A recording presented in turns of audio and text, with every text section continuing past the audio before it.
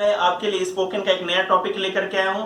मैंने इससे पिछली वीडियो में आपको प्रेजेंट टेंस के सारे एफर्मेटिव, नेगेटिव, इंटेरोगेटिव और WH क्वेश्चन से कन्वर्जेशन के तरीके बताए थे। ये बताया था कि किस तरह रूल को दिमाग में रख करके उसकी प्रैक्टिस करके आप अच्छा प्रेजेंट में बोल सकते हो, अपने कन्वर्जेशन को, बातचीत को, वार्तालाप को आगे बढ़ा सकते हो। आज हम डायरेक्ट उसका प्रैक्टिकल करेंगे। जैसे कि मैंने उस दिन थ्योरी बताई थी, आपको सारे स्ट्रक्चर और रूल्स बताए थे, उस पर कुछ मैंने आपको सेंटेंस भी बना के दिए थे। लेकिन आज हम डायरेक्ट कन्वर्जेशन पे आते हैं और डायरेक्ट काम करेंगे। आज मैं आपको सिंपल प्रेजेंट टेंस जिसमें डू डज का यूज करते हैं, इज, आर, एम जिस प्रेजेंट कंटिन्यूअस में यूज करते हैं, और हैज, हैव जैसा कि आपको पता है प्रेजेंट परफेक्ट में यूज करते हैं। तो इन तीनों पर ही डायरेक्ट कन्वर्जेशन का प्रैक्टिकल क्लास में आज आपको दे रहा हूं और आप ध्यान देंगे तो इन तीनों टेंस में किसी भी तरह की आम जो बोलचाल हमारी होती है, वार्तालाप या कन्वर्जेशन होती है, वो आप सीख सकते हो। तो ध्यान दें। पहला है प्रेजेंट टेंस। हमने डू और डज पे फोकस किया है। सबसे पहले मैं एक चीज बता दूं जो पहले ही बताया था, रिवीजन करा देता हूं। डू ऑलवेज प्लूरल सब्जेक्ट के साथ लगता है और डज ऑलवेज सिंगुलर सब्जेक्ट के साथ लगता है। तो प्लूरल सब्जेक्ट क्या है, जैसा मैंने आपको बताया था, प्लूरल सब्जेक्ट क्या है?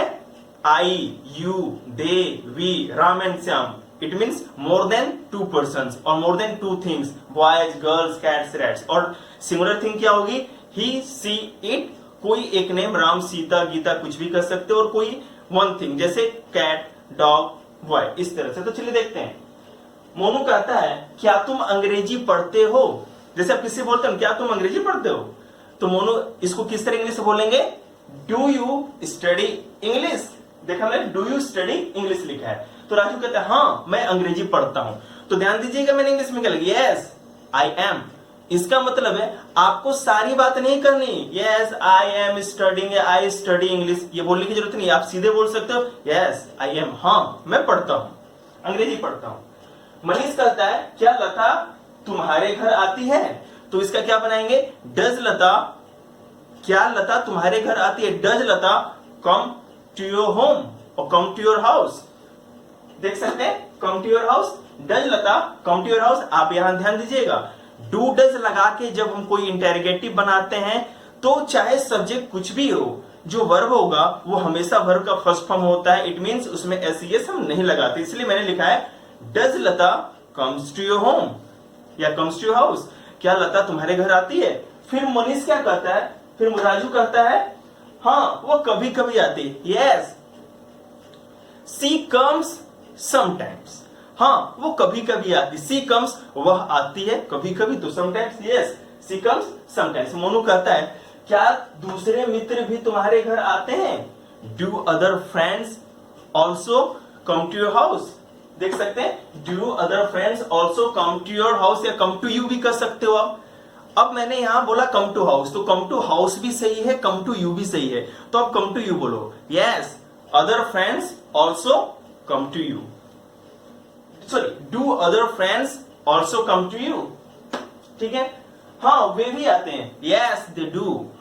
अब आपको पूरा नहीं बोलना, हाँ they also come in my home या इन माई होम नहीं बोलना, आपको कल यस दे डू, काम हो जाएगा। मोनू कहता है क्या तुम मुंबई में रहते हो? Do you live in Mumbai? तो फिर राजू कहता है जैसे आप ही कहो नहीं आजकल मैं दिल्ली में रहता हूं, no I live in Delhi now this days.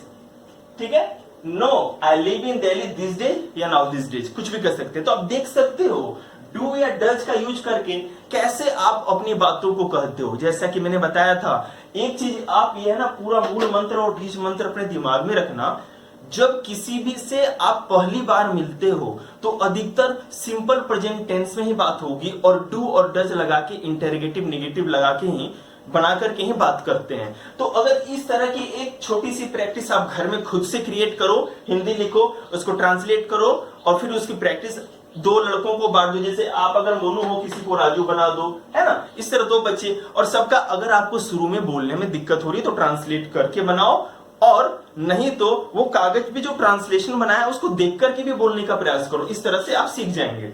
फिर दूसरा हमारा टॉपिक है इज, आर, एम। आपको पता है प्रेजेंट कंटिन्यूअस टेंस में इज, आर, एम लगा के ही एफर्मेटिव, नेगेटिव और इंटेरोगेटिव क्वेश्चंस बनाते हैं या सेंटेंसेस बनाते हैं। ठीक है, तो हमने इसे आपके लिए ये प्रैक्टिकल एक दे रखा है। जैसे मोनू कहता है क्या यही पुस्तक तुम्हें चाहिए?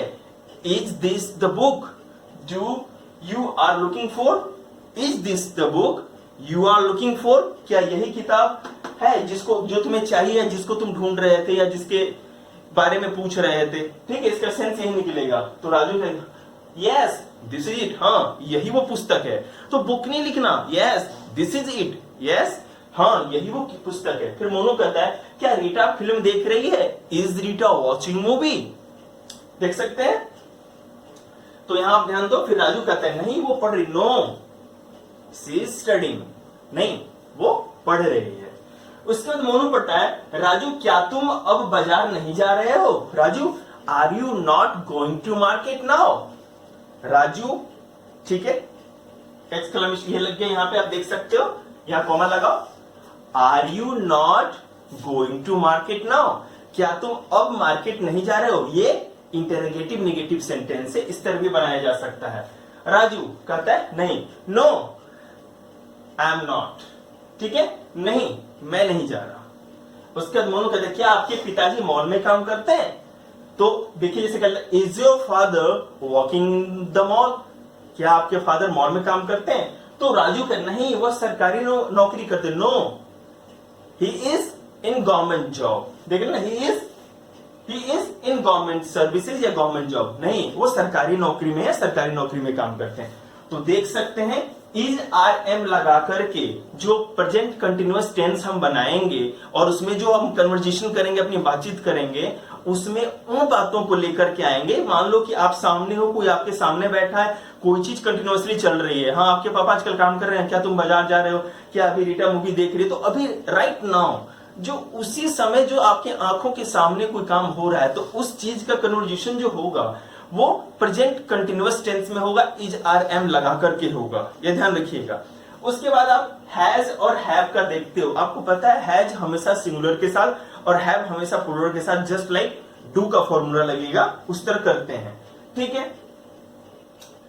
Has have present perfect tense होता है, इसमें सब्जेक्ट के पास हैज हैव होगा और हैज हैव लगा के ही इंटरोगेटिव और नेगेटिव भी बनाते हैं, और वर्ब का ऑलवेज थर्ड फॉर्म लगता है, याद रखिएगा, इंटरोगेटिव के साथ भी और नेगेटिव के साथ। देखिए जैसा कि एक बात मैं बताऊं आपको, सिंपल प्रेजेंट टेंस में जो हमने बात की थी उसमें आपको बताया था कि या सिंपल प्रेजेंट टेंस में जो बात की थी उसमें या सिंपल पास्ट में भी जो बात की थी कि ऑलवेज जो होता है ना वर्ब का फर्स्ट या फिफ्थ फॉर्म लगता है, सॉरी जो इंटरोगेटिव या नेगेटिव बनाते हैं तो उसमें हमेशा वर्ब का फर्स्ट फॉर्म लगता है, ठीक है। डू डज, डू या डज नॉट लगा दो या डू डज पहले लगा के इंटरोगेटिव बना दो, उसी तरह डिड पहले लगा के इंटरोगेटिव बना लो या डिड नॉट लगा के नेगेटिव बनाओ, तो उसमें हमेशा वर्ब का फर्स्ट फॉर्म ही लगता है। लेकिन यहां पर जो है हमेशा वर्ब का थर्ड फॉर्म लगेगा, चाहे एफर्मेटिव बनाओ, चाहे नेगेटिव बनाओ, चाहे इंटरोगेटिव बनाओ। अब देख सकते हैं तो इसमें जो बातें पहले हो चुकी हैं, खत्म हो चुकी है, जैसे सीता खाना खा चुकी है, वह पढ़ चुका है, वह जा चुका है, इस तरह बोलते हैं हिंदी में।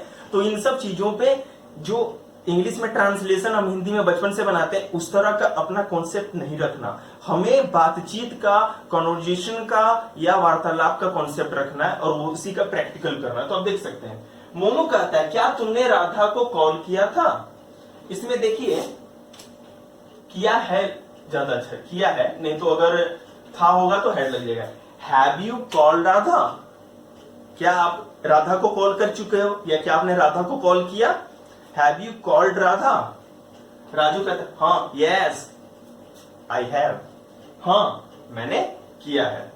फिर मोनू कहता है क्या उसने तुम्हारा कॉल उठाया? Has she received your call? Has she received your call? देख सकते हैं मैंने यहाँ इंटरोगेटिव बनाया है और फिर भी वर्ब का थर्ड फॉर्म लगाया है, यहाँ एफर्मेटिव बनाया है और यहाँ पर भी वर्ब का थर्ड फॉर्म लगाया है। कॉल्ड, कॉल का कॉल्ड हो गया, रिसीव का रिसीव्ड हो गया, ठीक है। तो राजू कहते हैं नहीं, no she hasn't, she has not कहना पुराना हो गया, आउटडेटेड हो गया, सी हैजंट, सी आई हैवंट, इस तरह हम लोग बोलते हैं। उसके ऊपर भी मैं आपको बताऊंगा, बेसिक जिस तरह सिखाया है वो ध्यान दो। मोनू कहता है क्या राधा ने पहले कभी आपका कॉल उठाया था? देखो मैंने यहाँ पे थोड़ा सा हैड यूज कर दिया है एक, जो कि पास्ट परफेक्ट का है, लेकिन वो भी जानना कोई खराब नहीं है। क्या राधा ने पहले कभी आपका कॉल उठाया था? Had Radha ever received your call? ठीक है, had Radha ever received your call before? ठीक है, क्या पहले कभी राधा ने आपका कॉल उठाया था या रिसीव किया था? राजू कहता हाँ, yes she had, yes she had. हाँ उसने उठाया था, पहले उठाया था।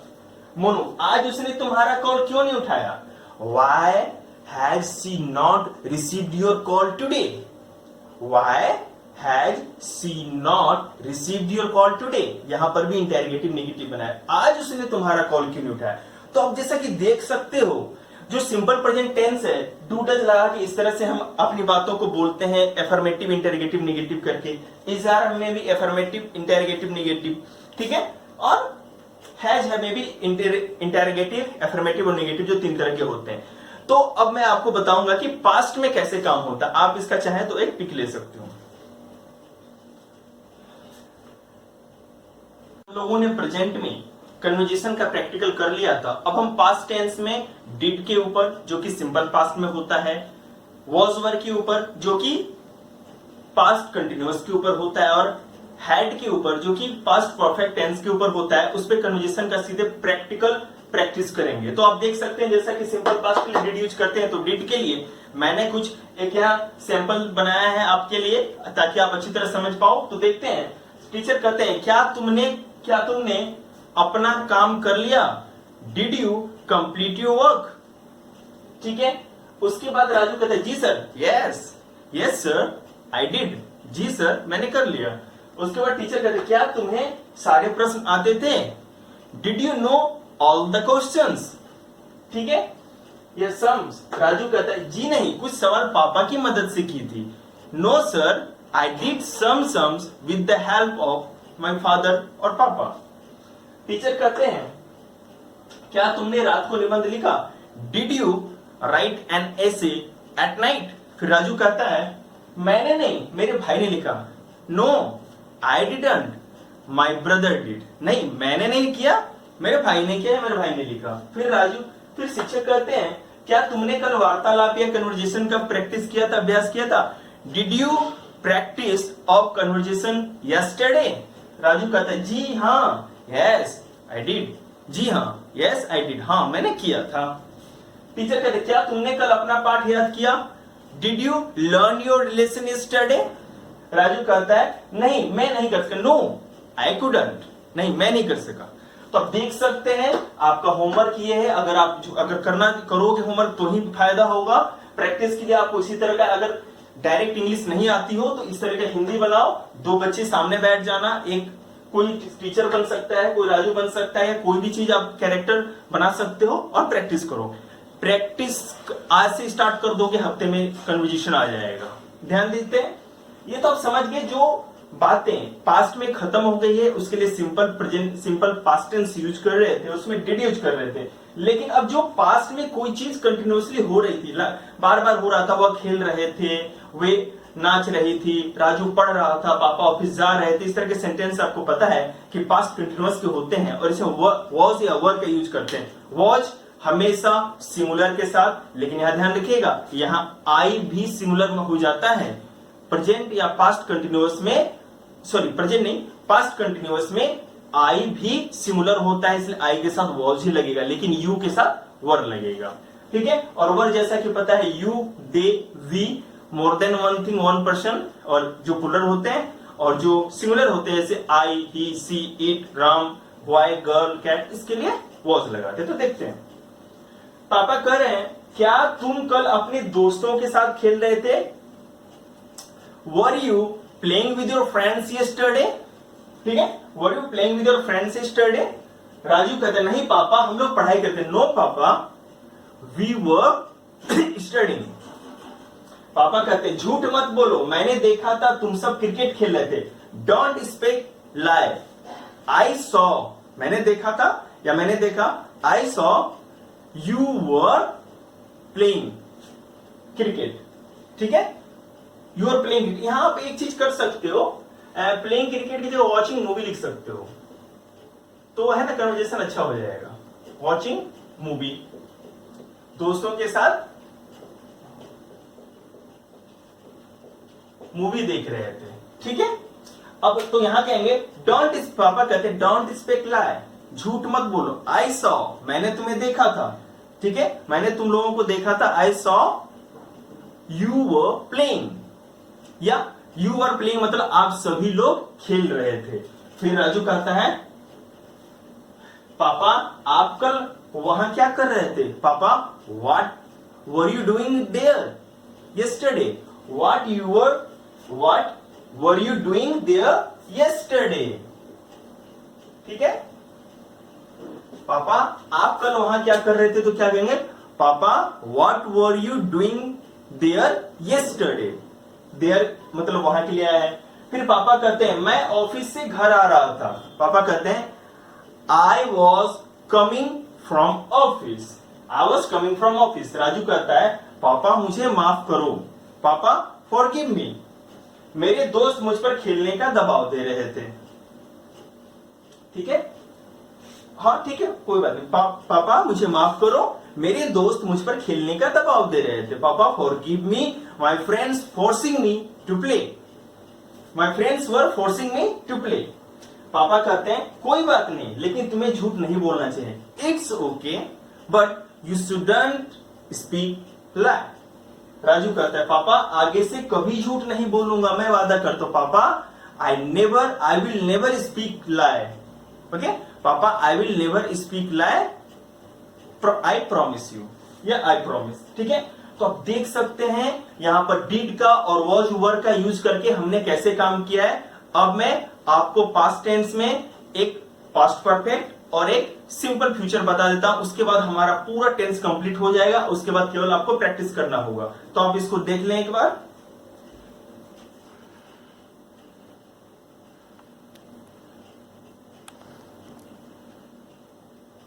जैसा कि आप देख सकते हैं, अब मैं आपको सिंपल जो पास्ट परफेक्ट टेंस है उसके लिए हैड और जो सिंपल फ्यूचर टेंस होता है उसके लिए भी इसके ऊपर भी एक कन्वर्जेशन का प्रैक्टिकल लेकर के आया हूं। और ये इसके साथ ही हमारा पूरा का पूरा टेंस के ऊपर जो बेसिक है स्पोकन का वो कंप्लीट हो जाएगा। और इसके बाद मैं आपको ये भी बताऊंगा कि किस तरह से हम अपने स्पोकन को बस केवल इन्हीं टेंस के आधार पर पूरा का पूरा बिल्डअप कर सकते हैं। तो आप देखिए, सबसे पहले मैंने हैड का बताया।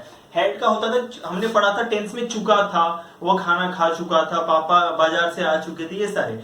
लेकिन कन्वर्जेशन में प्रैक्टिकली हम लोग इसको किस तरह यूज करें वो देखते हैं। जैसे कमल कहता है क्या तुम सिनेमा नहीं गए थे? Had you not gone to cinema. ठीक है, had you not gone to the cinema. ठीक है, फिर विमल कहता है नहीं मैं नहीं गया। No I hadn't. I had not कहना ठीक नहीं है, स्पोकन में हैडंट कहेंगे। नो आई हैडंट या नो आई हैड नॉट। माने कि इसका मतलब यह हुआ कि उसने पूरी लाइन बोल दी कि नहीं मैं नहीं गया था। उसके बाद कमल बोलता है फिर से क्या तुम रमेश के साथ कल कॉलेज गए थे? Had you gone to the college with Ramesh yesterday? Vimal कहता है हाँ मेरे साथ रीटा भी कॉलेज गई थी। Yes I had. Rita had also gone with me. Yes Rita had also gone to college with me. हाँ कॉलेज गई थी ना, तो ठीक है। Yes Rita had also gone to college with me. उसका कमल कहता है क्या तुमने रीटा को मेरा मोबाइल नंबर दिया था? ठीक है, had you given my mobile number to Rita? ठीक है, had you given my mobile number to Rita? Vimal कहता है नहीं वह जा चुकी थी। No I hadn't. She had gone. Kamal कहता है क्या सर भी घर जा चुके थे? कमल कहता है क्या सर भी रीटा घर जा चुकी थी, तो क्या सर भी घर जा चुके थे? Had sir also gone to home. Had sir also gone to house या होम कर सकते हैं। विमल कहता है हाँ वह रीटा के साथ गए थे।